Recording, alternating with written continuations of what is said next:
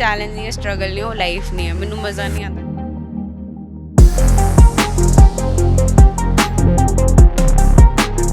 ਕਹਿਣ ਨੂੰ ਤਾਂ 2 ਹੀ ਪੜਾਵ ਨੇ, ਬਟ ਬਹੁਤ ਲੰਬੀ ਰੇਸ ਹੈ। ਬਹੁਤ ਕੁੜੀਆਂ ਨੇ ਪੂਰੇ ਵਰਲਡ ਦੀਆਂ, ਤਾਂ ਮਿਹਨਤ ਲੱਗਦੀ ਹੈ। ਅਤੇ ਇੰਟਰਨੈਸ਼ਨਲ ਕੰਪੀਟੀਸ਼ਨ ਨੇ, ਇਹ ਲੋਕਲ ਨਹੀਂ ਹੈ, ਇਟਸ ਇੰਟਰਨੈਸ਼ਨਲ। ਫੋਰਨ ਤੋਂ ਐਥਲੀਟਸ ਆਉਂਦੇ, ਰਸ਼ੀਆ ਦਿਸ ਐਂਡ ਦੈਟ, ਮਤਲਬ ਆਲ ਓਵਰ ਵਰਲਡ। ਤਾਂ ਪ੍ਰੋ ਕਾਰਡ ਲਈ ਤਾਂ ਫਿਰ ਦੇਖੋ ਇੱਦਾਂ ਹੀ ਖੇਡਣਾ ਪੈਣਾ।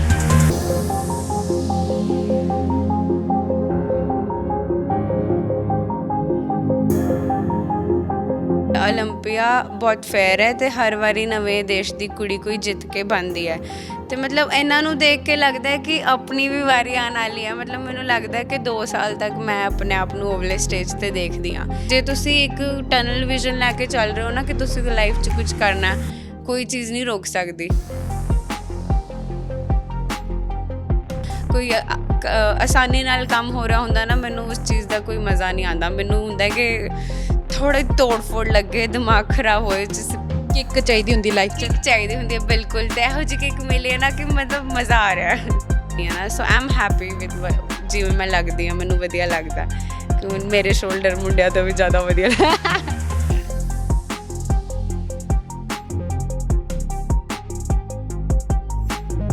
ਅਤੇ ਬਸ ਇੱਦਾਂ ਹੀ ਮੈਂ ਵੀ ਜਿਵੇਂ ਚੈਲੰਜ ਲੈ ਲਿਆ ਕਿ ਇਹ ਲੋਕ ਵੀ ਕਰ ਰਹੇ ਨੇ, ਮੈਂ ਵੀ ਕਰਾਂਗੀ। ਕਿ ਮੁੰਡੇ ਵੀ ਹੈ ਨਾ ਬੋਡੀ ਬਿਲਡਿੰਗ ਕਰਦੇ, ਤੁਸੀਂ ਦੇਖੋਗੇ ਮਤਲਬ ਤੁਹਾਡੇ 'ਤੇ ਡਿਪੈਂਡ ਕਰਦਾ। ਤੁਸੀਂ ਰੀਲਾਂ ਦੇ ਕੇ ਟਾਈਮ ਵੇਸਟ ਕਰਨਾ ਕਿ ਤੁਸੀਂ ਲੋਕਾਂ ਬਾਰੇ ਜਾਣਨਾ ਹੈ ਕਿ ਤੁਹਾਡੇ ਤੋਂ ਬੈਟਰ ਬੈਠੇ ਨੇ।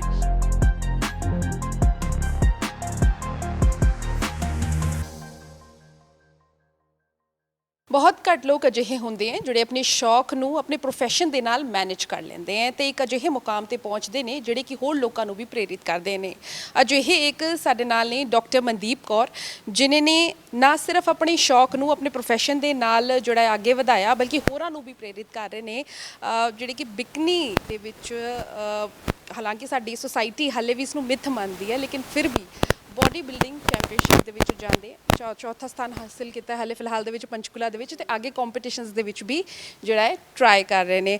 ਮਨਦੀਪ, ਸਭ ਤੋਂ ਪਹਿਲਾਂ ਅਸੀਂ ਪੰਜਾਬ ਦੇ ਵਿੱਚ ਰਹਿੰਦੇ ਹੈ ਨਾ, ਅਤੇ ਇਹਨਾਂ ਸਾਰੀ ਚੀਜ਼ਾਂ ਨੂੰ ਲੈ ਕੇ ਹਾਲੇ ਵੀ ਬਹੁਤ ਲੋਕੀ ਝਿਜਕਦੇ ਨੇ ਹੈ ਨਾ, ਅਤੇ ਤੁਸੀਂ ਆਪਣੀ ਫੈਮਿਲੀ ਨੂੰ ਕਿੱਦਾਂ ਕਨਵਿੰਸ ਕੀਤਾ? ਸਤਿ ਸ਼੍ਰੀ ਅਕਾਲ ਜੀ, ਮੈਂ ਡਾਕਟਰ ਮਨਦੀਪ ਕੌਰ। ਸਾਡੇ ਨਾਲ ਨੇ ਡਾਕਟਰ ਮਨਦੀਪ ਕੌਰ, ਜਿਹੜਾ ਕਿ ਹੋਰ ਲੋਕਾਂ ਦੇ ਲਈ ਵੀ ਪ੍ਰੇਰਨਾ ਬਣ ਰਹੇ ਨੇ। ਜਿਸ ਤਰੀਕੇ ਦੇ ਨਾਲ ਪੰਜਾਬ ਦੇ ਵਿੱਚ ਇੱਕ ਮਿੱਥ ਹੈ ਜਾਂ ਫਿਰ ਸਾਡੇ ਦੇਸ਼ ਦੇ ਵਿੱਚ ਹਾਲੇ ਵੀ ਜਿਹੜਾ ਹੈ ਬਿਕਨੀ ਨੂੰ ਲੈ ਕੇ ਲੋਕਾਂ ਦੀ ਸੋਚ ਉਹ ਵੱਡੀ ਨਹੀਂ ਹੋਈ ਹੈ। ਤੁਸੀਂ ਆਪਣੀ ਫੈਮਿਲੀ ਨੂੰ ਕਿੱਦਾਂ ਕਨਵਿੰਸ ਕੀਤਾ? ਸਤਿ ਸ਼੍ਰੀ ਅਕਾਲ ਜੀ, ਮੈਂ ਡਾਕਟਰ ਮਨਦੀਪ ਕੌਰ। ਬਹੁਤ ਵਧੀਆ ਸਵਾਲ ਹੈ ਕਿ ਸਭ ਤੋਂ ਪਹਿਲਾਂ ਬੰਦਾ ਜਦੋਂ ਆਪਣੇ ਘਰੇ ਹੁੰਦਾ ਇਹੀ ਝਿਜਕਦਾ ਹੈ ਕਿ ਕੱਪੜਿਆਂ ਬਾਰੇ ਸੋਚ ਕੇ। ਮੇਰੇ ਲਈ ਬਹੁਤ ਆਸਾਨ ਸੀ ਤਿਆਰੀ ਕਰਨਾ, ਡਾਇਟ ਫੋਲੋ ਕਰਨਾ, ਸਭ ਕੁਝ, ਬਟ ਇਹ ਮੇਰੇ ਲਈ ਬਹੁਤ ਵੱਡਾ ਡਾਊਟ ਸੀ ਕਿ ਮੈਂ ਕਿਵੇਂ ਦੱਸਾਂਗੀ ਕਿ ਕੀ ਪਾ ਕੇ ਜਾਣਾ। ਸੋ ਮੇਰੇ ਪਹਿਲੇ ਕੰਪੀਟੀਸ਼ਨ 'ਤੇ ਮੇਰੇ ਮੰਮਾ ਮੇਰੇ ਨਾਲ ਗਏ ਸੀ। ਮੇਰਾ ਕੰਪੀਟੀਸ਼ਨ ਜਦੋਂ ਹੋਇਆ, ਮੇਰੇ ਮੰਮਾ ਨੇ ਖੁਦ ਆਪਣੇ ਆਪ ਉਸ ਤੋਂ ਬਾਅਦ ਇਹ ਕਿਹਾ ਕਿ ਇਟਸ ਓਕੇ, ਕਿ ਸਾਰੇ ਇਹ ਕਾਸਟਿਊਮ ਹੈ, ਗੇਮ ਇੱਦਾਂ ਹੈ ਤਾਂ ਇਟਸ ਓਕੇ। ਫਿਰ ਮੈਨੂੰ ਰਿਲੇਟਿਵਸ ਦਾ ਹੁੰਦਾ ਸੀ, ਫਿਰ ਮੈਂ ਸੋਚਦੀ ਸੀ ਕਿ ਮੇਰੇ ਪੇਰੈਂਟਸ ਮੇਰੇ ਨਾਲ ਖੜ੍ਹੇ ਆ, ਮੈਨੂੰ ਕੀ ਟੈਨਸ਼ਨ ਹੈ। ਕਿਉਂਕਿ ਕਈ ਵਾਰੀ ਹੁੰਦਾ ਨਾ ਕਿ it's so easy to manipulate. Society ਆ ਕੇ ਘਰੇ ਤੁਹਾਡੇ ਮੈਨੂਪੂਲੇਟ ਕਰਦੇ ਤੁਹਾਡੇ ਪੇਰੈਂਟਸ ਨੂੰ, ਬਟ ਤੁਹਾਡਾ ਅਤੇ ਤੁਹਾਡੇ ਪੇਰੈਂਟਸ ਦਾ ਰਿਲੇਸ਼ਨਸ਼ਿਪ ਕਿੱਦਾਂ, ਉਹ ਚੀਜ਼ ਬਹੁਤ ਮੈਟਰ ਕਰਦੀ ਹੈ। ਅਤੇ ਉਹੀ ਚੀਜ਼ ਕਰਦੇ ਕਰਦੇ ਮੰਮਾ ਨੇ ਇੰਨਾ ਸਪੋਰਟ ਕੀਤਾ ਕਿ ਹੁਣ ਮੈਂ ਮਤਲਬ ਵਧੀਆ ਲੱਗਦਾ। ਉਹ ਤਾਂ ਹੁਣ ਜਿਵੇਂ ਕਹਿੰਦੇ ਨਾ ਵਿਆਹ ਵਰਗਾ ਚਾਅ ਹੁੰਦਾ, ਨਵਾਂ ਕਾਸਟਿਊਮ ਰੈਡੀ ਕਰਾਈਦਾ, ਹਰ ਵਾਰੀ ਨਿਊ ਮੈਜਰਮੈਂਟਸ ਹੁੰਦੀਆਂ, ਇਹਦੇ ਲਈ ਸਪੈਸ਼ਲ ਆਰਡਰਸ ਦੇਣੇ ਪੈਂਦੇ ਹੈ। ਕਿਉਂਕਿ ਜਿੱਦਾਂ ਤੁਹਾਡੀ ਬਾਡੀ ਸਟਰਕਚਰ ਚੇਂਜ ਹੁੰਦਾ ਰਹੇਗਾ, ਤੁਸੀਂ ਕਾਸਟਿਊਮ ਵੀ ਉਸੇ ਹਿਸਾਬ ਨਾਲ ਚੂਜ਼ ਕਰਦੇ ਹੋ। ਉਹਦੇ ਵੀ ਪ੍ਰੋਪਰ ਡਿਜ਼ਾਈਨਰਸ ਹੁੰਦੇ ਨੇ। ਮਤਲਬ ਜਿਹੜਾ ਕਾਸਟਿਊਮ ਮੈਂ ਇਸ ਵਾਰੀ ਲਿਆ ਸੀ US ਤੋਂ ਆਇਆ ਸੀ। ਸੋ ਕਿਉਂਕਿ ਆਪਣੀ ਇੰਡੀਆ 'ਚ ਇੰਨੀ ਗੇਮ ਦੀ ਹਜੇ ਗਰੋਥ ਨਹੀਂ ਹੈ, ਤਾਂ ਬਾਹਰੋਂ ਹੀ ਮਿਲਦਾ ਸਾਰਾ ਕੁਝ, ਚਾਹੇ ਇਹਦੇ ਹੀਲਸ ਹੋਣ, ਚਾਹੇ ਇਹਦੇ ਕਾਸਟਿਊਮ ਹੋਣ। ਨਾਲੇ ਮੇਕਅਪ ਆਰਟਿਸਟ ਤਾਂ ਚਲੋ ਵਧੀਆ ਹੈਗੀ ਹੈ, ਵਧੀਆ ਚੱਲਦਾ। ਅਤੇ ਤੁਸੀਂ ਕਿਹਾ ਕਿ ਮੈਜਰਮੈਂਟਸ ਚੇਂਜ ਹੁੰਦੀਆਂ ਰਹਿੰਦੀਆਂ ਨੇ। ਤੁਸੀਂ ਜਿਮ ਜੁਆਇਨ ਕੀਤਾ ਸੀ ਇੱਕ ਪਤਲੇ ਹੋਣ ਵਾਸਤੇ, ਜਿਹੜਾ ਹੈ ਨਾ ਮੇਨ ਮੋਟਿਵ ਸੀ, ਅਤੇ ਤੁਸੀਂ ਇਸ ਵਿੱਚ ਕਿੱਦਾਂ ਆ ਗਏ? ਲਾਈਕ ਕਿਹਨੇ ਤੁਹਾਨੂੰ ਮੋਟੀਵੇਟ ਕੀਤਾ, ਜਾਂ how do you get into this? So there was ਮਤਲਬ ਇੱਕ ਟਾਈਮ ਸੀਗਾ ਕਿ ਜਦੋਂ ਮੈਂ ਮਤਲਬ 2019 ਮਤਲਬ ਕਹਿੰਦੇ ਨਾ ਕਿ ਲਾਈਫ ਬਹੁਤ ਫਾਸਟ ਚੱਲ ਰਿਹਾ। ਹੁਣ ਤਾਂ ਬਹੁਤ ਗਰੋਥ ਕਰ ਚੁੱਕੇ ਇੰਨੇ ਸਾਲ 'ਚ, ਬੋਡੀ ਬਿਲਡਿੰਗ ਦੀ ਗੇਮ ਹੋਵੇ ਚਾਹੇ ਜਿਮ ਹੋਣ, ਬੈਟਰ ਹੁੰਦਾ ਜਾ ਰਿਹਾ ਮਾਹੌਲ ਵੀ। ਉਸ ਟਾਈਮ 'ਤੇ ਤਾਂ ਤੁਹਾਨੂੰ ਜਿਮ 'ਚ ਜਾਣ ਲਈ ਵੀ ਅਨਕੰਫਰਟੇਬਲ ਫੀਲ ਹੁੰਦਾ ਸੀਗਾ ਅਤੇ ਇੱਕ ਟਾਈਮ ਸੀਗਾ ਇਹੋ ਜਿਹਾ। ਅਤੇ ਜਦੋਂ ਮੈਂ ਇੰਨਾ ਫਿਟ ਹੋ ਗਈ ਫਿਰ ਮੈਨੂੰ ਲੋਕ ਕਹਿਣ ਲੱਗ ਗਏ, ਮੈਡਮ ਤੁਸੀਂ ਬਾਡੀ ਬਿਲਡਿੰਗ ਕਰਦੇ ਹੋ, ਜੇ ਨਹੀਂ ਕਰਦੇ ਤਾਂ ਤੁਸੀਂ ਕੰਪੀਟ ਕਰਕੇ ਦੇਖੋ। ਇਹੋ ਜਿਹੀਆਂ ਮਤਲਬ ਲਾਈਕ ਹੁੰਦੀਆਂ ਹੈ ਨਾ ਕੰਪੀਟੀਸ਼ਨ, ਕੁਝ ਫੈਡਰੇਸ਼ਨਸ ਨੇ ਕਰਾ ਰਹੀਆਂ ਨੇ। ਫਿਰ ਮੈਂ ਕਿਹਾ ਕਿਹੜੇ ਕੰਪੀਟੀਸ਼ਨਸ ਦੀ ਗੱਲ ਕਰ ਰਹੇ ਮੰਮਾ, ਮੈਂ ਹੈ ਨਾ ਰਿਸਰਚ ਕਰਕੇ ਦੇਖਾਂ। ਫਿਰ ਇੰਸਟਾਗ੍ਰਾਮ ਸੱਚ ਅ ਗੁੱਡ ਪਲੈਟਫਾਰਮ, ਤੁਸੀਂ ਇੰਨਾ ਕੁਛ ਦੇਖਦੇ ਹੋ, ਮਤਲਬ ਤੁਹਾਡੇ 'ਤੇ ਡਿਪੈਂਡ ਕਰਦਾ ਤੁਸੀਂ ਰੀਲਾਂ ਦੇਖ ਕੇ ਟਾਈਮ ਵੇਸਟ ਕਰਨਾ ਕਿ ਤੁਸੀਂ ਲੋਕਾਂ ਬਾਰੇ ਜਾਣਨਾ ਹੈ ਕਿ ਤੁਹਾਡੇ ਤੋਂ ਬੈਟਰ ਬੈਠੇ ਨੇ। ਸੋ 1-2 ਐਥਲੀਟ ਸੀਗੇ ਫੋਰਨ ਦੇ, ਉਹਨਾਂ ਬਾਰੇ ਦੇਖਿਆ, ਪੜ੍ਹਿਆ, ਉਹਨਾਂ ਦੀ ਓਬਜ਼ਰਵੇਸ਼ਨ, ਲਾਈਫ ਸਟਾਈਲ ਦੇਖਿਆ। ਅੱਜ ਦੇ ਟਾਈਮ 'ਚ ਉਹ ਲਾਈਫ ਸਟਾਈਲ ਮੈਂ ਜੀ ਰਹੀ ਹਾਂ ਤਾਂ ਮੈਨੂੰ ਬਹੁਤ ਵਧੀਆ ਫੀਲ ਹੁੰਦਾ। ਬਟ ਉਸ ਟਾਈਮ 'ਤੇ ਤੁਹਾਨੂੰ ਰਿਅਲਾਈਜ਼ ਕਰਨਾ ਮੁਸ਼ਕਿਲ ਲੱਗਦਾ, ਬਟ ਤੁਸੀਂ ਹੌਲੀ ਹੌਲੀ ਸਿੱਖਦੇ ਸਿੱਖਦੇ ਆ ਜਾਂਦੇ ਹੋ। ਅਤੇ ਬਸ ਇੱਦਾਂ ਹੀ ਮੈਂ ਵੀ ਜਿਵੇਂ ਚੈਲੰਜ ਲੈ ਲਿਆ ਕਿ ਇਹ ਲੋਕ ਵੀ ਕਰ ਰਹੇ ਨੇ ਮੈਂ ਵੀ ਕਰਾਂਗੀ, ਕਿ ਮੁੰਡੇ ਵੀ ਹੈ ਨਾ ਬਾਡੀ ਬਿਲਡਿੰਗ ਕਰਦੇ। ਤੁਸੀਂ ਦੇਖੋਗੇ 2-4 ਸਾਲ ਜਿਮ ਜਾ ਕੇ ਉਹ ਵੀ 5ਵੇਂ ਸਾਲ ਚੜ੍ਹ ਦਿੰਦੇ ਸਟੇਜ 'ਤੇ। ਅਤੇ ਉਹੀ ਚੀਜ਼ ਮੈਂ ਸ਼ੁਰੂ ਕੀਤੀ, ਬਟ ਉਹ ਲੋਕ ਗਿਵ ਅਪ ਕਰ ਜਾਂਦੇ ਹੈ। ਕੁਛ ਲੋਕ ਹੁੰਦੇ ਹੈ ਕਿ ਹਾਂ ਵਧੀਆ ਨਹੀਂ ਲੱਗਿਆ, ਬਹੁਤ ਮਿਹਨਤ ਹੈ। ਬਟ ਮੈਨੂੰ ਲੱਗਦਾ ਕਿ ਜੇ ਜ਼ਿੰਦਗੀ 'ਚ ਮਿਹਨਤ ਨਹੀਂ ਹੈ, ਚੈਲੰਜ ਨਹੀਂ ਹੈ, ਸਟਰਗਲ ਨਹੀਂ, ਉਹ ਲਾਈਫ ਨਹੀਂ ਹੈ। ਮੈਨੂੰ ਮਜ਼ਾ ਨਹੀਂ ਆਉਂਦਾ ਜਦ ਕੋਈ ਆਸਾਨੀ ਨਾਲ ਕੰਮ ਹੋ ਰਿਹਾ ਹੁੰਦਾ ਨਾ, ਮੈਨੂੰ ਉਸ ਚੀਜ਼ ਦਾ ਕੋਈ ਮਜ਼ਾ ਨਹੀਂ ਆਉਂਦਾ। ਮੈਨੂੰ ਹੁੰਦਾ ਕਿ ਥੋੜ੍ਹੀ ਤੋੜ ਫੋੜ ਲੱਗੇ, ਦਿਮਾਗ ਖਰਾਬ ਹੋਏ, ਜਿਸ ਚੀਜ਼ ਪਿੱਛੇ ਪਾਗਲ ਹੋ ਤਾਂ ਤੁਹਾਨੂੰ ਤੁਸੀਂ ਡਿਜ਼ਰਵ ਕਰਦੇ ਹੋ। ਅਤੇ ਬਸ ਇਹੀ ਪਾਗਲਪਨ ਬਾਡੀ ਬਿਲਡਿੰਗ 'ਚ ਲਿਆਇਆ। ਕਿੱਕ ਚਾਹੀਦੀ ਹੁੰਦੀ ਲਾਈਫ 'ਚ। ਕਿੱਕ ਚਾਹੀਦੀ ਹੁੰਦੀ ਹੈ ਬਿਲਕੁਲ, ਅਤੇ ਇਹੋ ਜਿਹੀ ਕਿੱਕ ਮਿਲੀ ਹੈ ਨਾ ਕਿ ਮਤਲਬ ਮਜ਼ਾ ਆ ਰਿਹਾ। ਅੱਛਾ, ਬਹੁਤ ਸਾਰੀ ਚੀਜ਼ਾਂ ਚੇਂਜ ਹੁੰਦੀਆਂ ਤੁਹਾਡੀ ਬੋਡੀ ਦੇ ਅੰਦਰ, ਬਹੁਤ ਚੇਂਜਿਸ ਆਉਂਦੇ ਨੇ ਇਹਦੇ ਨਾਲ, ਅਤੇ ਇਹ ਐਕਸਪੈਕਟ ਕਰਨਾ ਬਹੁਤ ਆਪਣੇ ਆਪ ਨੂੰ ਮੁਸ਼ਕਿਲ ਹੋ ਜਾਂਦਾ ਹੈ। ਕਿਉਂਕਿ ਤੁਸੀਂ ਇੱਕ ਪਾਸੇ ਤਾਂ ਤੁਹਾਡਾ ਇੱਕਦਮ ਪਰਫੈਕਟ ਫਿਗਰ ਹੈ, ਹਰ ਕੋਈ ਜਿਹੜਾ ਹੈ ਇਹ ਆਪਣੇ ਆਪ ਤੋਂ ਐਕਸਪੈਕਟ ਕਰਦਾ ਜੇ ਮੈਂ ਜਾ ਰਹੀ ਹਾਂ ਤਾਂ ਮੇਰੀ ਕਮਰ ਜਾਂ ਫਿਰ ਮੇਰਾ ਹਰ ਇੱਕ ਚੀਜ਼ ਪੋਸਚਰ ਠੀਕ ਹੋਵੇ, ਹੈ ਨਾ। ਬਟ ਸਡਨਲੀ ਤੁਹਾਡੀ ਚੀਜ਼ਾਂ ਇੱਕ ਪਾਸੇ ਬਰੋਡ ਹੋ ਰਹੀਆਂ, ਤੁਹਾਡੇ ਮਸਲਸ ਆ ਰਹੇ ਹੈ, ਇਹ ਲੋਕਾਂ ਦਾ ਰਿਐਕਸ਼ਨ ਕਿੱਦਾਂ ਰਹਿੰਦਾ ਸੀ? ਦੇਖੋ ਇਹ ਚੀਜ਼ ਮਸਲਸ ਉਦੋਂ ਹੀ ਦਿਖਦੇ ਜਦੋਂ ਆਪਾਂ ਪੰਪ ਕਰੀਦੇ ਹਾਂ, ਹੈ ਨਾ। ਜਿਮ 'ਚ ਆ ਕੇ ਪੰਪ ਕਰੀਦਾ, ਮਸਲ ਦਿਖੇਗਾ, ਠੀਕ ਹੈ, ਮਿਹਨਤ ਲੱਗੀ ਹੈ। ਅਤੇ ਜਿੰਨੇ ਕੁ ਪੈਸੇ ਲੋਕ ਸਰਜਰੀਜ਼ ਵਗੈਰਾ 'ਤੇ ਸਪੈਂਡ ਕਰਦੇ ਹੈ ਜਾਂ ਅੱਜ ਕੱਲ੍ਹ ਹੁੰਦੀਆਂ ਨੇ, ਉਹਦੇ ਤੋਂ ਵੱਧ ਮੈਂ ਆਪਣੀ ਡਾਇਟ 'ਤੇ ਸਪੈਂਡ ਕੀਤਾ, ਤਾਂ ਉਹ ਠੀਕ ਹੈ। ਮੇਰੀ ਇਨਵੈਸਟਮੈਂਟ ਮੈਂ ਪ੍ਰੋਡਕਟ ਹਾਂ ਆਪਣਾ, ਮੈਂ ਹੀ ਇਨਵੈਸਟਰ ਹਾਂ, ਤਾਂ ਉਹ ਚੀਜ਼ ਮੈਨੂੰ ਵਧੀਆ ਲੱਗਦੀ ਹੈ। ਬਾਕੀ ਰਹੀ ਗੱਲ ਜਦੋਂ ਨੋਰਮਲ ਕੱਪੜੇ ਪਾ ਕੇ ਆਪਾਂ ਜਾਈਦਾ, ਬਿਲਕੁਲ ਨੋਰਮਲ ਲੱਗਦਾ, ਕੋਈ ਜੱਜ ਨਹੀਂ ਕਰ ਸਕਦਾ ਕਿ ਤੁਸੀਂ ਬਾਡੀ ਬਿਲਡਰ ਹੋ, ਬਿਕੋਜ਼ ਮੈਂ ਕੈਟੇਗਰੀ ਇਹੋ ਜਿਹੀ ਲਈ ਹੈ ਜਿਹੜੀ ਬਿਊਟੀਫੁਲ ਐਂਡ ਮਸਕੂਲਰ ਹੋਵੇ। ਸੋ ਇਟਸ ਗੁੱਡ, ਲਾਈਕ ਤੁਸੀਂ ਮਸਲ ਵੀ ਇੰਜੋਏ ਕਰ ਰਹੇ ਹੋ, ਤੁਸੀਂ ਬਿਊਟੀ ਵੀ ਇੰਜੋਏ ਕਰ ਰਹੇ ਹੋ, it's good.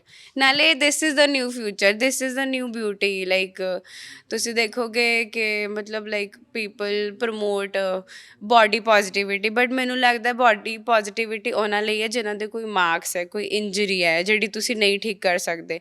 But body positivity I won't say ਕਿ ਓਬੀਜ਼ ਲੋਕਾਂ ਲਈ ਹੈ। ਇਹ ਇੱਕ ਲੇਜ਼ੀ ਹੋਣ ਦਾ ਤਰੀਕਾ ਹੈ। ਤੁਹਾਨੂੰ ਮਿਹਨਤ ਕਰਨੀ ਚਾਹੀਦੀ ਹੈ, ਤੁਹਾਨੂੰ ਆਪਣੇ ਆਪ ਲਈ ਕਰਨਾ ਚਾਹੀਦਾ। ਬਿਕੋਜ਼ ਜੇ ਤੁਸੀਂ ਇੰਨਾ ਜ਼ਿਆਦਾ ਫੈਟ ਗੇਨ ਕਰ ਲੈਂਦੇ ਹੋ, ਉਹਦੇ ਨੁਕਸਾਨ ਕੀ ਹੈ ਤੁਹਾਡੀ ਬਾਡੀ 'ਤੇ, ਤੁਹਾਡੇ ਲੀਵਰ 'ਤੇ, ਤੁਹਾਡੇ ਇੰਟਰਨਲ ਆਰਗਨਸ 'ਤੇ, ਉਹ ਤੁਹਾਨੂੰ ਪਤਾ ਹੋਣਾ ਚਾਹੀਦਾ। ਸੋ ਜੇ ਮੇਰਾ ਹੈਲਦੀ ਰਹਿਣਾ ਮੈਨੂੰ ਔਕਵਰਡ ਕਰੇਗਾ ਫਿਰ ਤਾਂ ਕੋਈ ਫਾਇਦਾ ਹੀ ਨਹੀਂ ਹੈ ਨਾ। ਸੋ ਆਈ ਐਮ ਹੈਪੀ ਵਿਦ ਜਿਵੇਂ ਮੈਂ ਲੱਗਦੀ ਹਾਂ, ਮੈਨੂੰ ਵਧੀਆ ਲੱਗਦਾ ਕਿ ਹੁਣ ਮੇਰੇ ਸ਼ੋਲਡਰ ਮੁੰਡਿਆਂ ਤੋਂ ਵੀ ਜ਼ਿਆਦਾ ਵਧੀਆ। ਅੱਛਾ, ਕੰਪਲੀਮੈਂਟਸ ਕੀ ਮਿਲਦੇ ਨੇ ਸਭ ਤੋਂ ਜ਼ਿਆਦਾ, ਜਾਂ ਕੋਈ ਅਜਿਹਾ ਕੰਪਲੀਮੈਂਟ ਤੁਹਾਨੂੰ ਯਾਦ ਹੋਵੇ ਹਮੇਸ਼ਾ ਤੋਂ? You are very hard working and strong. ਜਦੋਂ ਈਵਨ ਮੈਂ ਇਮੋਸ਼ਨਲ ਬ੍ਰੇਕਡਾਊਨ 'ਚ ਵੀ ਹੁੰਦੀ ਹਾਂ, ਮੈਨੂੰ ਨਾਲ ਦੇ ਮੇਰੇ ਫਰੈਂਡਸ, ਮੇਰੇ ਘਰ ਦੇ ਇਹੀ ਮੈਸੇਜ ਕਹਿੰਦੇ ਆ, ਇਹੀ ਕਹਿੰਦੇ ਆ ਕਿ you are strong is the biggest compliment in my life and I am very strong. ਮਤਲਬ ਕੋਈ ਸੈਟਬੈਕ ਨਹੀਂ ਹੈ, ਕੋਈ ਮਜਬੂਰੀ ਨਹੀਂ ਹੈ ਕਿਸੇ ਚੀਜ਼ ਦੀ, ਕੋਈ ਕੁਛ ਨਹੀਂ ਹੈ। ਮਤਲਬ ਮੈਨੂੰ ਲੱਗਦਾ ਕਿ ਜੇ ਮੇਰੇ ਹਾਲਾਤ ਇਹੋ ਜਿਹੇ ਨਹੀਂ ਹੈ ਤਾਂ ਮੈਂ ਉਹ ਬਣਾ ਸਕਦੀ ਹਾਂ। ਮਤਲਬ ਮੈਨੂੰ ਲੱਗਦਾ ਮੈਨੂੰ ਕੋਈ ਚੀਜ਼ ਰੋਕ ਨਹੀਂ ਸਕਦੀ, ਐਮ ਅਨਸਟੋਪੇਬਲ। ਅਤੇ ਮੈਨੂੰ ਲੱਗਦਾ ਕਿ hard work is like strong and hard work makes a good product. So ਨਾਲੇ ਕਹਿੰਦੇ ਨਾ ਕਿ ਜੇ ਤੁਸੀਂ ਰੱਬ 'ਤੇ ਪੂਰਾ ਯਕੀਨ ਰੱਖ ਦਿਓ ਅਤੇ ਰੱਬ ਇਹੋ ਜਿਹੇ ਰਾਹ ਖੋਲ੍ਹ ਦਿੰਦਾ ਜਿਹੜਾ ਤੁਸੀਂ ਸੋਚਿਆ ਵੀ ਨਹੀਂ ਹੁੰਦਾ। ਕਿਉਂਕਿ ਜੇ ਤੁਸੀਂ ਇੱਕ ਟਨਲ ਵਿਜ਼ਨ ਲੈ ਕੇ ਚੱਲ ਰਹੇ ਹੋ ਨਾ ਕਿ ਤੁਸੀਂ ਲਾਈਫ 'ਚ ਕੁਝ ਕਰਨਾ, ਕੋਈ ਚੀਜ਼ ਨਹੀਂ ਰੋਕ ਸਕਦੀ। ਲੱਤਾਂ ਫੜਨ ਵਾਲੇ ਤਾਂ ਤੁਹਾਨੂੰ, ਨਾਲੇ ਛੱਡ ਦਿਓ, ਮੈਂ ਕੋਈ ਯਾਰ ਦੋਸਤ ਮੈਂ ਨਹੀਂ ਰੱਖਿਆ ਮੇਰੀ ਜ਼ਿੰਦਗੀ 'ਚ, ਫਰੈਂਡਸ ਜ਼ਿਆਦਾ ਹੈ ਨਹੀਂ। ਕਿਉਂਕਿ ਜੇ ਮੈਨੂੰ ਲੱਗਦਾ ਨਾ ਉਹ ਮੈਨੂੰ ਡਿਸਟਰੈਕਟ ਕਰ ਰਹੇ ਹੈ, ਮੇਰੀ ਰੂਟੀਨ ਨਹੀਂ ਸਮਝ ਪਾ ਰਹੇ, ਮੇਰਾ ਸਲੀਪ ਸਾਈਕਲ ਨਹੀਂ ਸਮਝ ਪਾ ਰਹੇ, ਮੈਨੂੰ ਲੱਗਦਾ they are not my friends, they just want to hang out, they don't want me to grow. ਤਾਂ ਉਹ ਚੀਜ਼ ਬਹੁਤ ਹੈ ਕਿ ਤੁਸੀਂ ਲੋਕਾਂ ਬਾਰੇ ਸੋਚਣਾ ਬੰਦ ਕਰ ਦਿਓ, ਆਪਣੇ ਆਪ ਨੂੰ ਪ੍ਰਾਇਓਰੀਟਾਈਜ਼ ਕਰਕੇ ਰੱਖੋ। ਮੈਂ ਆਪਣੇ ਆਪ ਨੂੰ ਬਹੁਤ ਪਿਆਰ ਕਰਦੀ ਹਾਂ ਅਤੇ ਮੈਂ ਆਪਣੀ ਵੱਡੀ ਪ੍ਰਾਇਓਰਿਟੀ ਹਾਂ, ਮੈਂ ਹੀ ਹਾਂ ਸਭ ਕੁਝ ਆਪਣੇ ਲਈ। ਬਾਕੀ ਈਵਨ ਤੁਸੀਂ ਘਰੇ ਵੀ ਟਾਈਮ ਨਹੀਂ ਦੇ ਸਕਦੇ ਜੇ ਤੁਸੀਂ ਵਧੀਆ ਨਹੀਂ ਨਾ ਫੀਲ ਕਰ ਰਹੇ, ਤੁਸੀਂ ਕਿਸੇ ਹੋਰ ਨੂੰ ਵਧੀਆ ਨਹੀਂ ਫੀਲ ਕਰਾ ਸਕਦੇ। ਜਦ ਤੁਸੀਂ ਬਹੁਤ ਖੁਸ਼ ਹੋ ਤੁਸੀਂ ਹਰ ਕਿਸੇ ਨੂੰ ਫੜ ਕੇ ਐਂਟਰਟੇਨ ਕਰ ਦਿਓ ਕਿ ਹਾਂਜੀ ਤੁਸੀਂ ਕਿਵੇਂ ਹੋ, ਬਟ ਜੇ ਤੁਸੀਂ ਅੰਦਰੋਂ ਨਹੀਂ ਖੁਸ਼ ਦੈਨ ਤੁਸੀਂ ਕਿਸੇ ਨੂੰ ਖੁਸ਼ ਨਹੀਂ ਰੱਖ ਸਕਦੇ। ਇਹ ਚੀਜ਼ ਹੈ। ਤੇ ਮੈਨੂੰ ਇਹ ਲੱਗਦਾ ਕਿ ਤੁਹਾਡਾ ਜਿਹੜਾ ਪ੍ਰੋਫੈਸ਼ਨ ਹੈ, because you are a dietitian, ਤੇ ਤੁਹਾਨੂੰ ਬਹੁਤ ਹੈਲਪ ਕੀਤੀ ਹੈ ਇਸ ਚੀਜ਼ ਦੇ ਵਿੱਚ। ਬਿਕਾਜ਼ ਅਸੀਂ ਅਕਸਰ ਸੁਣਦੇ ਹਾਂ ਕਿ ਜਿਹੜੇ ਜਿਮ ਜਾਂਦੇ ਆ, ਬੋਡੀ ਬਿਲਡਿੰਗ ਕਰਦੇ ਆ, ਉਹ ਸਟੀਰੋਇਡਸ ਜਾਂ ਫਿਰ ਹੋਰ ਪ੍ਰੋਟੀਨਸ ਅਜਿਹੇ ਲੈ ਲੈਂਦੇ ਨੇ ਜਿਹੜੇ ਕਿ ਬੋਡੀ ਨੂੰ ਪਹਿਲਾਂ ਤਾਂ ਬਣਾ ਦਿੰਦੀ ਹੈ ਬੋਡੀ, ਲੇਕਿਨ ਬਾਅਦ 'ਚ ਖਰਾਬ ਕਰਦੇ ਨੇ। It's a good question. ਅਤੇ ਮੈਂ ਡਾਈਟੀਸ਼ੀਅਨ ਨਹੀਂ, ਨਿਊਟ੍ਰੀਸ਼ਨ ਕੋਚ ਆ। ਅਤੇ ਉਸ ਤੋਂ ਇਲਾਵਾ ਪਤਾ ਕੀ ਹੁੰਦਾ, ਦੇਖੋ ਜਦੋਂ ਆਪਾਂ ਕੋਈ ਆਪਣੀ ਬੋਡੀ ਨੂੰ ਇੰਨਾ ਜ਼ਿਆਦਾ ਧਿਆਨ ਨਾਲ ਹਰ ਚੀਜ਼ ਖਾਂਦੇ ਪੀਂਦੇ ਆ ਤਾਂ ਉਹ ਇਮੀਡੀਏਟ ਰਿਸਪੌਂਸ ਦਿੰਦੀ ਹੈ, ਚਾਹੇ ਚੀਜ਼ ਹੋ ਗਿਆ, ਚਾਹੇ ਡੇਅਰੀ ਪ੍ਰੋਡਕਟਸ ਹੋ ਗਏ, ਕੋਈ ਵੀ ਫੂਡ ਹੋ ਗਿਆ। ਮੈਂ ਉਹ ਵੀ ਚੂਜ਼ ਕਰਕੇ ਖਾਂਦੀ ਹਾਂ ਕਿ ਉਹ ਫੂਡ ਬਾਰੇ ਮੈਨੂੰ ਪਤਾ ਲੱਗੇ ਕਿ ਮੇਰੀ ਬੋਡੀ 'ਚੋਂ ਐਲਰਜਨਸ ਤਾਂ ਨਹੀਂ ਕ੍ਰੀਏਟ ਕਰ ਰਿਹਾ। ਜਿਵੇਂ ਮੈਂ ਡੇਅਰੀ ਪ੍ਰੋਡਕਟਸ ਨਹੀਂ ਲੈਂਦੀ ਕਿਉਂਕਿ ਮੈਨੂੰ ਰਿਅਲਾਈਜ਼ ਹੋਇਆ ਕਿ ਮੈਂ ਲੈਕਟੋਜ਼ ਇੰਟੋਲਰੈਂਟ ਹਾਂ। ਤਾਂ ਉਹੀ ਚੀਜ਼ ਮੈਨੂੰ ਲੱਗਦਾ ਹਰ ਕਿਸੇ ਨੂੰ ਆਪਣੇ ਆਪ 'ਚ ਓਬਜ਼ਰਵ ਕਰਨੀ ਚਾਹੀਦੀ ਹੈ।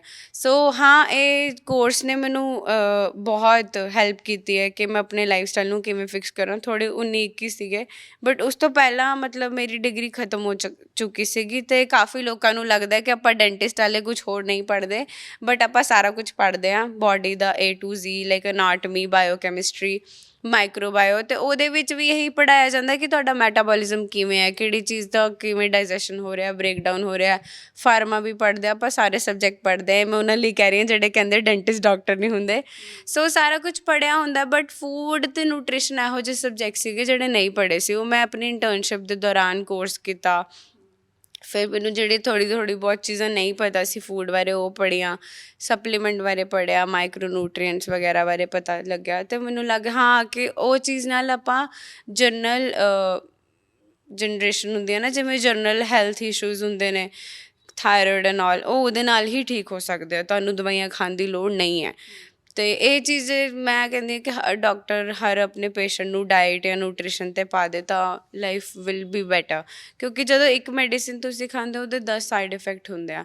ਫਿਰ ਇੱਕ ਟਾਈਮ 'ਤੇ ਆ ਕੇ ਤੁਹਾਡੀ ਬੋਡੀ ਇੰਨੀ ਡਿਪੈਂਡੈਂਟ ਹੋ ਜਾਂਦੀ ਹੈ। ਡਰੱਗ ਤਾਂ ਇਹੋ ਜਿਹੀ ਚੀਜ਼ ਹੈ ਕਿ drug means you are dependent on it, ਅਤੇ ਬਸ ਉਹਦੀ ਡੋਜ਼ ਹਮੇਸ਼ਾ ਵੱਧਦੀ ਰਹੇਗੀ। ਸਪੈਸ਼ਲੀ ਹਾਈਪਰਟੈਂਸ਼ਨ ਦੀ ਦਵਾਈ ਹੁੰਦੀ ਹੈ ਜਿਹੜੀ, ਉਹਦੇ ਵੀ ਇੱਦਾਂ ਹੀ ਹੁੰਦਾ। ਤੁਸੀਂ ਇੱਕ ਟਾਈਮ 'ਤੇ ਆ ਕੇ ਲਿਮਿਟ ਹੋ ਗਈ, ਫਿਰ ਤੁਸੀਂ ਉਹਦੇ 'ਤੇ ਜ਼ਿੰਦਗੀ ਭਰ ਲਈ ਰਿਲਾਈ ਕਰ ਜਾਂਦੇ ਹੋ। ਅਤੇ ਇੱਦਾਂ ਹੀ ਹੈ ਕਿ ਫੂਡ ਅਤੇ ਨਿਊਟ੍ਰੀਸ਼ਨ ਜੇ ਤੁਸੀਂ ਫਿਕਸ ਕਰ ਲਓ, ਆਇਲ ਚੇਂਜ ਕਰ ਲਓ, ਦੇਸੀ ਘਿਓ ਵਗੈਰਾ। ਦੇਸੀ ਘਿਓ ਇਜ਼ ਗੁੱਡ ਰਿਫਾਇੰਡ ਆਇਲ ਨਾਲ, ਮਤਲਬ ਇਹੋ ਜਿਹੇ ਛੋਟੇ ਚੇਂਜਿਸ ਨਾਲ ਤੁਹਾਡੀ ਲਾਈਫ ਬੈਟਰ ਹੋ ਸਕਦੀ ਹੈ। ਸੋ ਉੱਦਾਂ ਹੀ ਮਤਲਬ ਮੈਂ ਆਪਣੇ ਆਪ ਨੂੰ ਬਹੁਤ ਧਿਆਨ ਦਿੱਤਾ। ਅਤੇ ਪ੍ਰੋਫੈਸ਼ਨ ਕਿੱਦਾਂ ਪਰਸਿਊ ਕਰਦੇ ਹੋ ਨਾਲ ਦੇ ਨਾਲ? ਸੋ ਪ੍ਰੋਫੈਸ਼ਨ ਲਈ ਟਾਈਮਿੰਗਸ ਤਾਂ ਉਹੀ ਰਹਿੰਦੀਆਂ ਨੇ ਜਿਹੜੀਆਂ, ਹੈ ਨਾ, 10 to 7 ਔਰ ਜਿੱਦਾਂ ਵੀ ਅਪੋਇੰਟਮੈਂਟ ਦਾ ਸਕੈਡਿਊਲ ਹੁੰਦਾ। ਬਟ ਇਹ ਕਿ ਜਦੋਂ ਉਹਨਾਂ ਕਲੀਨਿਕ ਦੇ ਨਾਲ ਜਿਮ ਜਾਣਾ ਇਸ ਲਈ ਕਿ ਜਾਂ ਤਾਂ ਕਲੀਨਿਕ ਤੋਂ ਬਾਅਦ ਜਾਓ ਜਾਂ ਕਲੀਨਿਕ ਤੋਂ ਪਹਿਲਾਂ, ਤਾਂ ਸਵੇਰੇ ਜਾਂ ਤਾਂ 5 ਵਜੇ ਉੱਠੋ ਜਾਂ ਫਿਰ ਕਲੀਨਿਕ ਤੋਂ ਬਾਅਦ ਜਾਓ ਤਾਂ ਫਿਰ ਬੈਡ ਟਾਈਮ ਲੇਟ ਹੋ ਜਾਂਦਾ। ਸੋ ਆਈ ਪਰਪਸਲੀ ਟਰਾਈ ਟੂ ਕਿ ਮੈਂ ਸਵੇਰੇ ਵਰਕਆਊਟ ਲਾ ਕੇ ਫਿਰ ਹੀ ਕਲੀਨਿਕ ਜਾਵਾਂ ਅਤੇ ਆਪਣੀ ਮੀਲ ਖਾ ਕੇ ਫਿਰ ਕਲੀਨਿਕ ਦੇ ਵਿੱਚ ਮੇਰੇ ਆਪਣੇ ਟਿਫਨ ਟੂਫਨ ਹੁੰਦੇ ਆ ਨਾਲ, ਕਿ ਮੈਂ ਨਾਲ ਲੈ ਕੇ ਹੀ ਕੈਰੀ ਕਰਕੇ ਜਾਂਦੀ ਹਾਂ। ਹਾਂਜੀ। ਅਤੇ ਮੈਂ ਇਹ ਵੀ ਪੜ੍ਹਿਆ ਕਿਤੇ ਕਿ ਤੁਹਾਡਾ ਪੂਰਾ ਖਰਚਾ ਜਿਹੜਾ ਡਾਈਟ ਦਾ ਉਹ 50,000 ਦੇ ਕਰੀਬ ਆਉਂਦਾ। ਹਾਂਜੀ, ਮਤਲਬ ਲਗਾ ਲਓ ਤੁਸੀਂ ਹਰ ਵਾਰੀ ਜਦੋਂ ਤੁਸੀਂ ਗਰੋਸਰੀ ਸਟੋਰ ਐਂਟਰ ਕਰਨਾ ਹੈ, ਕਿਲੋ 1.5 ਕਿਲੋ ਚਿਕਨ, ਇਹ ਵੋ, ਸਬਜ਼ੀਆਂ ਬਹੁਤ ਮਹਿੰਗੀਆਂ ਸਭ ਤੋਂ।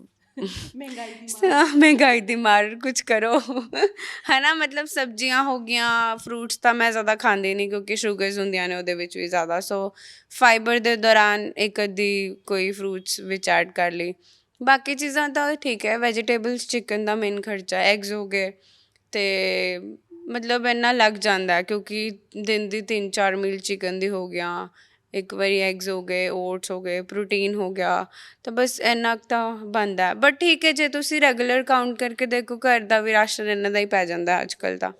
ਸੋ ਮਤਲਬ ਠੀਕ ਹੈ, ਕੋਈ ਨਾ, ਅੱਗੇ ਆਉਣ ਵਾਲੇ ਟਾਈਮ 'ਚ ਮੈਂ ਵੀ ਲੱਖ ਹੋ ਜੂਗਾ ਜਿੱਦਾਂ ਮਹਿੰਗਾਈ ਚੱਲ ਰਹੀ ਹੈ। ਬਟ ਕੰਪੀਟੀਸ਼ਨ ਦੇ ਵਿੱਚ ਤੁਸੀਂ ਅਚੀਵ ਵੀ ਕਰ ਰਹੇ ਹੋ। ਹੁਣ ਅੱਗੇ ਕਿਹੜੇ ਕੰਪੀਟੀਸ਼ਨ ਦੀ ਤਿਆਰੀ ਕਰ ਰਹੇ ਹੋ? ਇੱਕ ਸਵਾਲ ਇਹ ਹੈ ਤੇ ਇਹਦੇ ਨਾਲ ਇੱਕ ਹੋਰ ਸਵਾਲ ਮੈਂ ਪੁੱਛਾਂਗੀ। ਐਕਚੁਅਲ 'ਚ ਤੁਸੀਂ ਕੁਝ ਅਚੀਵ ਤਾਂ ਕਰ ਲਓਗੇ, ਲੇਕਿਨ ਮੈਨੂੰ ਲੱਗਦਾ ਮੇਨ ਅਚੀਵਮੈਂਟ ਉਹ ਹੁੰਦੀ ਹੈ ਜਦ ਕੋਈ ਤੁਹਾਨੂੰ ਆ ਕੇ ਕੋਈ ਕੁੜੀ ਕਵੇ ਕਿ I want to be like you. Yeah that is the biggest thing for me and ਮੈਂ ਬਹੁਤ ਕੁੜੀਆਂ ਤੋਂ ਮੇਰੇ ਤੋਂ ਛੋਟੇ ਆਉਂਦੇ ਨੇ ਮੇਰੇ ਕੋਲ ਜਾਂ ਕਹਿੰਦੇ ਦੀਦੀ you are an inspiration I want to be like you they are my clients some are my clients ਹੈ ਨਾ ਮੇਰੇ ਜੂਨੀਅਰ ਸੀਨੀਅਰ ਵੀ ਮੇਰੇ ਕਲਾਇੰਟਸ ਨੇ ਟੂ ਬੀ ਓਨੈਸਟ ਮੇਰੇ ਕਾਲਜ ਵਾਲੇ they are in Canada but ਉਹਨਾਂ ਨੂੰ ਹੈ ਨਾ ਉਹਨਾਂ ਨੇ ਮੇਰੇ ਤੋਂ ਪਲਾਨਸ ਵਗੈਰਾ ਟ੍ਰੇਨਿੰਗਸ ਲਈਆਂ ਅਤੇ ਮੈਨੂੰ ਬਹੁਤ ਖੁਸ਼ੀ ਹੁੰਦੀ ਹੈ ਕਿ ਹੈ ਨਾ ਮੈਂ ਮਤਲਬ ਇੰਨੀ ਜੋਗੀ ਹੈਗੀ ਹੈ ਕਿ ਮੈਂ ਆਪਣੇ ਸਾਰੇ ਕਲਾਇੰਟਸ ਨੂੰ ਹੈਲਪ ਕਰਾਂ ਅਤੇ ਉਹ ਮੈਨੂੰ ਇਹੋ ਜਿਹੇ ਕੰਪਲੀਮੈਂਟ ਦਿੰਦੇ ਕਿ you are an inspiration but ਕਈ ਵਾਰੀ ਮੈਨੂੰ ਲੱਗਦਾ ਹਜੇ ਤਾਂ ਮੈਂ ਕੁਝ ਕੀਤਾ ਹੀ ਨਹੀਂ ਹੈ ਹਜੇ ਤਾਂ ਮੈਂ ਬਹੁਤ ਅੱਗੇ ਜਾਣਾ ਕਿਉਂਕਿ ਮੇਰੀ ਪਾਥ ਬਹੁਤ ਦੂਰ ਤੱਕ ਪਲਾਨਡ ਹੈ ਇਹ ਤਾਂ ਕੁਝ ਵੀ ਨਹੀਂ ਹੈ ਹਜੇ ਤਾਂ ਆਪਾਂ ਸ਼ੁਰੂ ਵੀ ਨਹੀਂ ਹੋਏ ਮੈਨੂੰ ਲੱਗਦਾ ਹਲੇ ਨੈਕਸਟ ਕਿਹੜੇ ਕੰਪੀਟੀਸ਼ਨ ਹੈ ਤੇ ਕਿਉਂਕਿ ਜ਼ਿਆਦਾਤਰ ਭਾਰਤ ਦੇ ਵਿੱਚ ਤਾਂ ਆਈ ਥਿੰਕ ਕਿਸੇ ਦਾ ਨਾਮ ਅਸੀਂ ਇੰਨੇ ਵੱਡੇ ਪੱਧਰ 'ਤੇ ਨਹੀਂ ਸੁਣਿਆ ਕਿਸੇ ਵੀ ਫੀਮੇਲ ਦਾ ਜਿਹੜੀ ਬਿਕਨੀ ਜਿਹੜੀ ਹੈ ਬੋਡੀ ਲਿਫਟਿੰਗ ਦੇ ਵਿੱਚ ਗਏ ਹੋਣ ਲੇਕਿਨ ਫੋਰਨ ਦੀ ਗੱਲ ਕਰੀਏ ਉੱਥੇ ਕਿਹੜੇ ਸਭ ਤੋਂ ਜ਼ਿਆਦਾ ਮਸ਼ਹੂਰ ਨੇ ਬਾਡੀ ਬਿਲਡਿੰਗ 'ਚ ਜੇ ਤੁਸੀਂ ਫੀਮੇਲ ਬਿਕਨੀ ਐਥਲੀਟਸ 'ਚ ਚੈੱਕ ਕਰੋ ਤਾਂ ਓਲੰਪੀਆ 'ਚ ਬਹੁਤ ਨੇ ਇੱਕ ਮੇਰੀ ਫੇਵਰੇਟ ਸੀਗੀ ਅਲੀਸਾ ਪਚੀਨੀ ਸ਼ੀ ਬਿਕਮ ਮਿਸ ਓਲੰਪੀਆ ਇਨ 2019 ਐਸ਼ਲੀ ਕਾਲਵਸੇਰ ਹੈ ਉਹਨਾਂ ਨੇ ਬੈਕ ਟੂ ਬੈਕ ਜਿੱਤੇ ਨੇ ਟਾਈਟਲਸ ਅਤੇ ਮੇਲਸ 'ਚ ਸੀਬਮ ਬਹੁਤ ਫੇਮਸ ਹੈ ਕ੍ਰਿਸ ਬੰਸਟਡ ਉਹਨਾਂ ਨੇ ਆਉਣਾ ਹੁਣ ਇੰਡੀਆ ਹੈ ਨਾ ਅਤੇ ਬਾਕੀ ਹੁਣੇ ਮਤਲਬ ਓਲੰਪੀਆ ਇਹੋ ਜਿਹਾ ਹੈ ਕਿ ਓਲੰਪੀਆ 'ਚ ਹੁਣ back to back new people ਨੂੰ ਚਾਂਸ ਦੇ ਰਹੇ ਆ ਮਤਲਬ ਓਲੰਪੀਆ ਬਹੁਤ ਫੇਅਰ ਹੈ ਅਤੇ ਹਰ ਵਾਰੀ ਨਵੇਂ ਦੇਸ਼ ਦੀ ਕੁੜੀ ਕੋਈ ਜਿੱਤ ਕੇ ਬਣਦੀ ਹੈ ਅਤੇ ਮਤਲਬ ਇਹਨਾਂ ਨੂੰ ਦੇਖ ਕੇ ਲੱਗਦਾ ਹੈ ਕਿ ਆਪਣੀ ਵੀ ਵਾਰੀ ਆਉਣ ਵਾਲੀ ਹੈ ਮਤਲਬ ਮੈਨੂੰ ਲੱਗਦਾ ਕਿ 2 ਸਾਲ ਤੱਕ ਮੈਂ ਆਪਣੇ ਆਪ ਨੂੰ ਓਵਲੇ ਸਟੇਜ 'ਤੇ ਦੇਖਦੀ ਹਾਂ ਜਿਹੜੀ ਮਿਹਨਤ ਨਾਲ ਮੈਂ ਲੱਗੀ ਹੋਈ ਹਾਂ ਮੈਨੂੰ ਲੱਗਦਾ ਕਿ ਮੈਂ ਆਪਣੇ ਆਪ ਨੂੰ 2 ਸਾਲ ਤੱਕ ਓਲੰਪੀਆ ਸਟੇਜ 'ਤੇ ਓਬਜ਼ਰਵ ਕਰਦੀ ਹਾਂ ਹਾਂ ਬਾਕੀ ਇਹ ਕਿ ਜਿਹੜੇ 2 ਪੜਾਵ ਪਾਰ ਕਰਨੇ ਪੈਂਦੇ ਉੱਥੇ ਪਹੁੰਚਣ ਲਈ ਜਿਵੇਂ ਹੁਣ ਮੈਂ ਅਗਲਾ ਕੰਪੀਟੀਸ਼ਨ ਕਰਨਾ ਪ੍ਰੋ ਕੁਆਲੀਫਾਇਰ ਪ੍ਰੋ ਕਾਰਡ ਦੇ ਲਈ ਹੁੰਦਾ ਜਿਵੇਂ ਹਰ ਚੀਜ਼ ਦਾ ਲਾਇਸੈਂਸ ਹੁੰਦਾ ਉਹ ਵੀ ਪ੍ਰੋ ਬੋਡੀ ਬਿਲਡਰ ਦਾ IFBB ਪ੍ਰੋ ਕਾਰਡ ਕਹਿੰਦੇ ਜਿਹਨੂੰ ਉਹ ਮਿਲ ਜਾਏਗਾ ਫਿਰ ਉਸ ਤੋਂ ਬਾਅਦ ਮੈਂ ਪ੍ਰੋ ਸ਼ੋ ਖੇਡੂੰਗੀ ਪ੍ਰੋ ਸ਼ੋ ਜਿੱਤਣ ਤੋਂ ਬਾਅਦ ਆਈਲ ਬੀ ਕੁਆਲੀਫਾਈ ਓਲੰਪੀਆ ਲਈ ਅਤੇ ਬਸ ਕਹਿਣ ਨੂੰ ਤਾਂ 2 ਹੀ ਪੜਾਵ ਨੇ ਬਟ ਬਹੁਤ ਲੰਬੀ ਰੇਸ ਹੈ ਬਹੁਤ ਕੁੜੀਆਂ ਨੇ ਪੂਰੇ ਵਰਲਡ ਦੀਆਂ ਤਾਂ ਮਿਹਨਤ ਲੱਗਦੀ ਆ ਅਤੇ ਇੰਟਰਨੈਸ਼ਨਲ ਕੰਪੀਟੀਸ਼ਨ ਹੈ ਇਹ ਲੋਕਲ ਨਹੀਂ ਹੈ ਇਟਸ ਇੰਟਰਨੈਸ਼ਨਲ ਫੋਰਨ ਤੋਂ ਐਥਲੀਟਸ ਆਉਂਦੇ ਰਸ਼ੀਆ ਦਿਸ ਐਂਡ ਦੈਟ ਮਤਲਬ ਆਲ ਓਵਰ ਵਰਲਡ ਤਾਂ ਪ੍ਰੋ ਕਾਰਡ ਲਈ ਤਾਂ ਫਿਰ ਦੇਖੋ ਇੱਦਾਂ ਹੀ ਖੇਡਣਾ ਪੈਣਾ ਬਿਲਕੁਲ ਪ੍ਰੋ ਬਣਨਾ ਹਰ ਕਿਸੇ ਦਾ ਸੁਪਨਾ ਹੁੰਦਾ ਹੈ ਖਾਸ ਕਰ ਇਸ ਫੀਲਡ ਦੇ ਵਿੱਚ ਅਤੇ ਜਿਹੜੇ ਤੁਹਾਡੇ ਸੁਪਨੇ ਹੈ ਉਹ ਬਹੁਤ ਲੋਕਾਂ ਨੂੰ ਇੰਸਪਾਇਰ ਵੀ ਕਰਨਗੇ ਮਨਦੀਪ ਅਸੀਂ ਇਹ ਉਮੀਦ ਵੀ ਕਰਦੇ ਹਾਂ ਬਿਕਾਜ਼ ਤੁਸੀਂ ਇੱਕ ਚੀਜ਼ ਕਹੀ ਜਿਹੜੀ ਸਭ ਤੋਂ ਜ਼ਿਆਦਾ ਇੰਪੋਰਟੈਂਟ ਹੈ ਕਿ ਜੇਕਰ ਤੁਸੀਂ ਲਾਈਫ ਦੇ ਵਿੱਚ ਕੁਝ ਕਰਨਾ ਚਾਹੁੰਦੇ ਤਾਂ ਆਪਣਾ ਗੋਲ ਹਮੇਸ਼ਾ ਫਿਕਸ ਰੱਖੋ ਜੇ ਤੁਹਾਡਾ ਗੋਲ ਫਿਕਸ ਹੈ ਅਤੇ ਤੁਹਾਨੂੰ ਆਪਣੀ ਮੰਜ਼ਿਲ ਤੱਕ ਪਹੁੰਚਾਉਣ ਦੇ ਲਈ ਰੱਬ ਵੀ ਤੁਹਾਡੀ ਹੈਲਪ ਕਰਦਾ ਹੈ ਬਹੁਤ ਬਹੁਤ ਧੰਨਵਾਦ ਸਾਡੇ ਨਾਲ ਗੱਲਬਾਤ ਕਰਨ ਥੈਂਕ ਯੂ ਸੋ ਮਚ ਬਹੁਤ ਵਧੀਆ ਲੱਗਿਆ ਗੱਲ ਕਰਕੇ ਤੁਹਾਡੇ ਨਾਲ thank you all the very best thank you ਅਤੇ ਇਹ ਸੀਗੇ ਸਾਡੇ ਨਾਲ ਡਾਕਟਰ ਮਨਦੀਪ ਕੌਰ ਜਿਨ੍ਹਾਂ ਨੇ ਦੱਸਿਆ ਕਿ ਆਖਿਰ ਉਹਨਾਂ ਦਾ ਮੇਨ ਗੋਲ ਕੀ ਹੈ ਅਤੇ ਕਿਸ ਤਰੀਕੇ ਦੇ ਨਾਲ ਅਚੀਵ ਕਰਨਾ ਹੈ ਸ਼ੁਰੂਆਤ ਵਿੱਚ ਥੋੜ੍ਹੇ ਹਰਡਲ ਜ਼ਰੂਰ ਆਏ ਲੇਕਿਨ ਉਹਨਾਂ ਨੂੰ ਜਿਹੜਾ ਉਹਨਾਂ ਨੇ ਫੇਜ਼ਸ ਦੇ ਨਾਲ ਕੰਪਲੀਟ ਵੀ ਕੀਤਾ ਅਤੇ ਹਾਲੇ ਵੀ ਕਰ ਰਹੇ ਹੈ ਅਤੇ ਇੱਕ ਚੀਜ਼ ਸਭ ਤੋਂ ਵਧੀਆ ਇਹ ਹੈ ਕਿ ਖੁਦ ਆਪਣੇ ਆਪ ਨੂੰ ਟ੍ਰੇਨ ਕਰਦੇ ਨੇ ਖੁਦ ਆਪਣੇ ਲਈ ਜਿਹੜਾ ਇੱਕ ਸੈੱਟ ਕਰਦੇ ਨੇ ਕਿ ਇਹ ਜਿਹੜਾ ਮੈਂ ਮੁਕਾਮ ਹੈ ਹਾਸਲ ਕਰਨਾ ਹੈ ਜਿਹੜਾ ਕਿ ਬੇਹੱਦ ਜ਼ਿਆਦਾ ਜ਼ਰੂਰੀ ਹੁੰਦਾ ਹੈ ਕਿਸੇ ਨੂੰ ਵੀ ਆਪਣੀ ਕਿਸੇ ਵੀ ਅਚੀਵਮੈਂਟ ਦੇ ਲਈ ਕੈਮਰਾ ਪਰਸਨ ਰੁਪਿੰਦਰ ਜੱਗੀ ਦੇ ਨਾਲ ਪੂਜਾ ਵਰਮਾ ਪੰਜਾਬ ਟੁਡੇ ਚੰਡੀਗੜ੍ਹ